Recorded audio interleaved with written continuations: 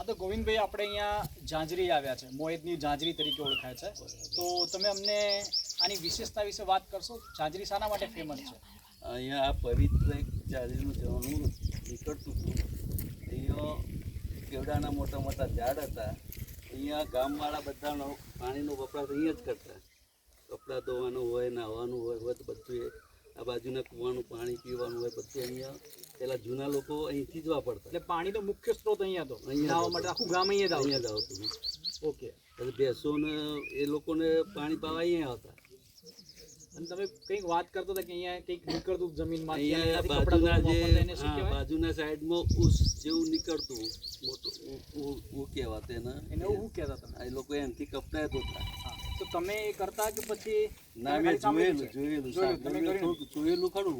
અને તમે નાવા આવતા ખરા અહીંયા? હા, નાયેલું હું અહીંયા. ઓકે. અને બીજી કે તમે ભેંસો લઈને પણ આવતા ભેંસો લઈને આવતો હું. કેમ કે તમે મને એક વાત કરી કે તમારું જૂનું ગામ છે, પહેલા તમે અહીંયા રહેતા.